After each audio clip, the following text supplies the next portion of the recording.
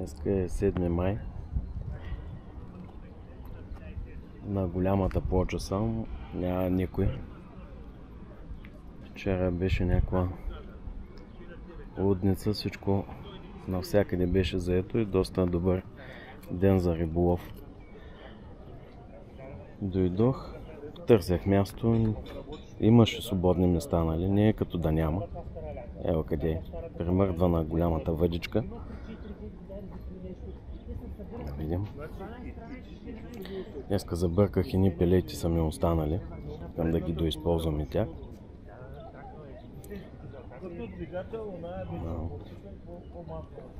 От по-обикновените. Да видим какво бяха точно. Не да изложим.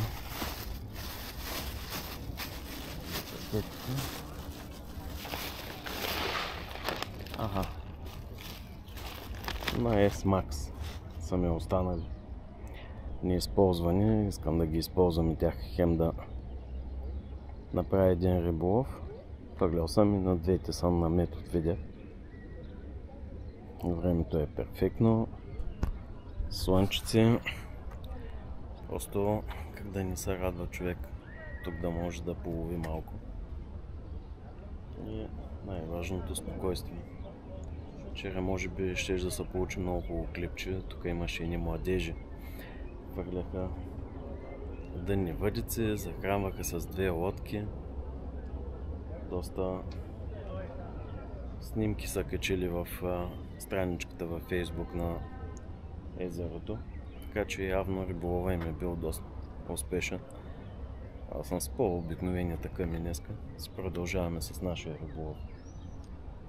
Се надявам да хванем някоя друга рибка, да може да стане хубаво клипче. Ако ви е интересно, може да ударите един лайк. Ако не ви е интересно, пак може да ударите един лайк. И първа изтървана риба.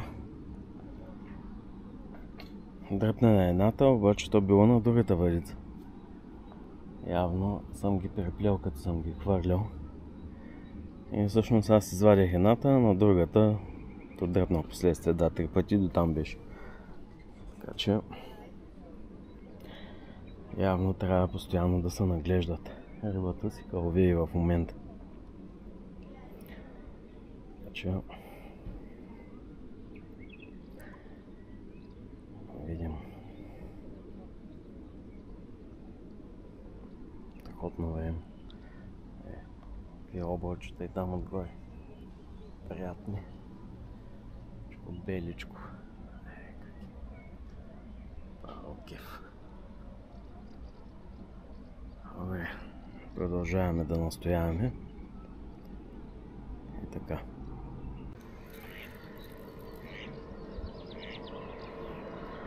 Само пикираш.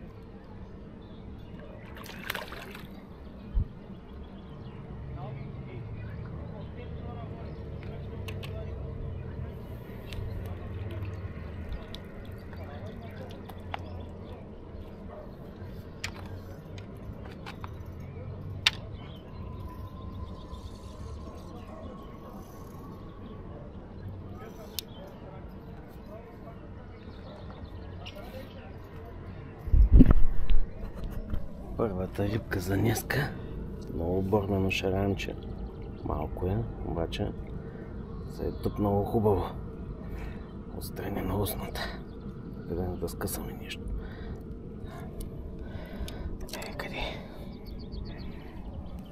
На черешово топче. Ой, къде е мишок?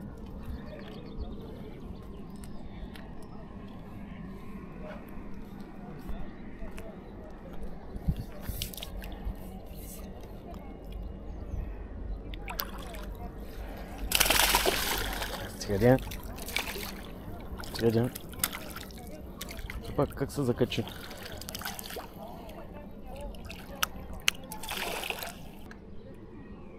Фанах едно шаранче малко. Кило и половина. Сега тъкмо се назондисвам вече да видя как и що е. На червена стръв, горе-долу.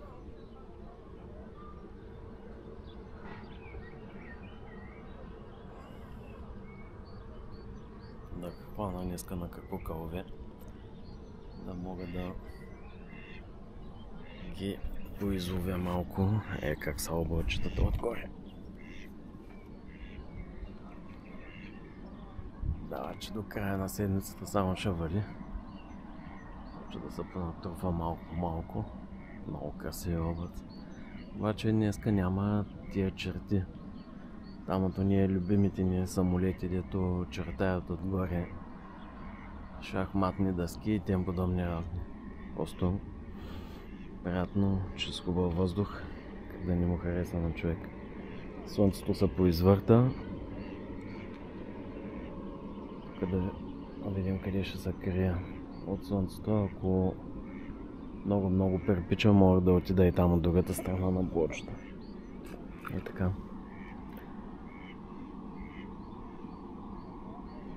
Пожелайте ми успех. Една рибка няма прави голям рибар, ама от някъде трябва да се започне. При мен винаги започването е трудно, то мина час и половина тук, докато се запиша. И така. Да направим малко реклама и на любимата ми биричка. Това от миналата година се взимам от тия бири. Много приятно е. Това с вкус на цитрон. Това... не знам дали хората ще го оценят. Няма нищо общо с тия радлери, защото той радлера си би направо директно на лимонада. С малко горчевина от алкохола. Това си е чиста бира с цитрон. Много приятно. Леко газирано. Супер якичко. И сега и тук ще отворим и солетки. И за деца. И това ще ни закуската. Изтървах още една рибка, но пък работите вървят. Иначе тук отгоре облачетата вече станаха все по-хубави и по-хубави. Ево къде. Ама как ще познаят? Някъде си гърми. Прижуля и ще вали. Да излезне на Google сам купиш. На снимките. И тя изобщо напада, тя само се отбраня. Колкото животинче. Тя взема на кличка да твърди. Взяха. Не напада. Чо?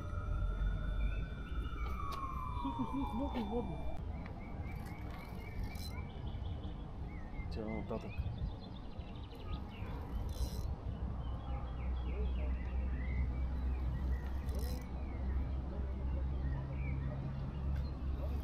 Жена на тия новите изробените или Не, стари са. Там където е... Има едни бетонени там постройки изоставени, почти разрушени. Не, аз въобще не съм запознат, за първи път ходих там да го... Даже ходих да го търся един ден и след това ходих вече там. Това. Да ти кажа... Много хубаво е риболо, има преди бая години. Преди да отскат дърветата беше толкова девствено, толкова хубаво. Направо такъв кеф.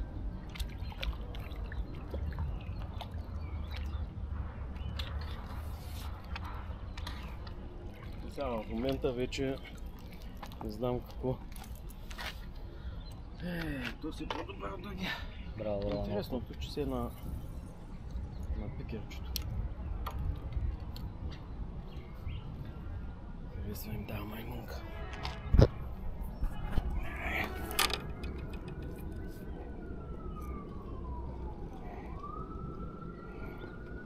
Не, още малко щяла да му скъса остичката. Са едни тънки такива куки. Чудам да нарани маймуняк. Айде. Едва закачен. Че това е по-добър. Предния беше някъде към да закача.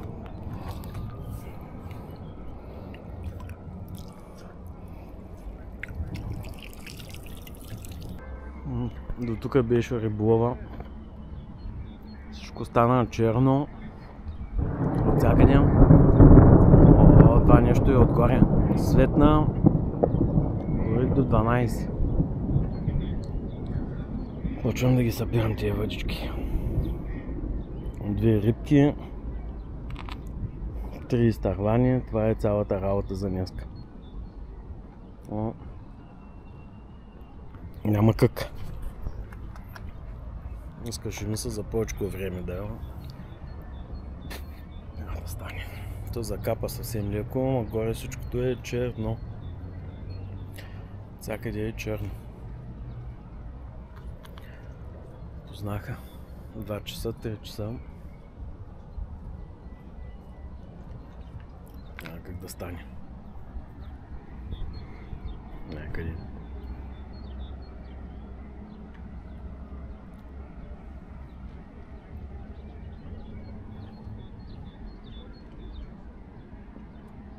Но другия път повече. Това път за няколко часа пак. Остана ги храна, ми остана мустените пиретки. Малко те почувстваш. Опа, светна, видяхте ли? А не знам колко. Другите малко повече.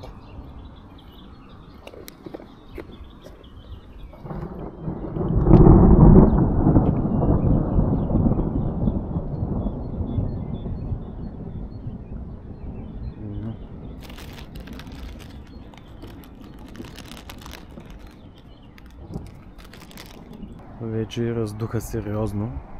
Явно виждате и сами за каква чернилка става дума навсякъде отгоре. Това нещо е. Вау! Времето е наше. Всичко черничко. Е толкова. Колко сега покажа за няколко часа. Това е с риболова, оттам насетне е другото. Здраве! Надявам се да ви хареса, ще пусна едно клипче, въпреки че няма някакви класни риби, които да мога да ви покажа. Пък миризмата на дъжд просто е много невероятно. Бурята е отгоре, чува се. Чисти малко от тия работи. Тук не мога да включа чистачките. Че всичкото е в пухчета, махчета и да тръгваме. Значи заваля. Въздуха са доста сериозна. И това беше. И се гърмих директно отгоре. Няма мърдане този път.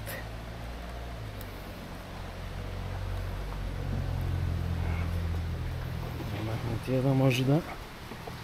Къде? Айде и дъжда! Това беше. Браво! Благодаря на Бог, че ме изчака. Браво! Къде заваля? Съвсем на време. Така е. Екстремен риболов. Вече е в рамките на града. Не съм някъде другаде, че тогава ще да е още по-весел. Целият джан отцъка на цакъде. Добре. Айде да се прибираме по живо, по здраво.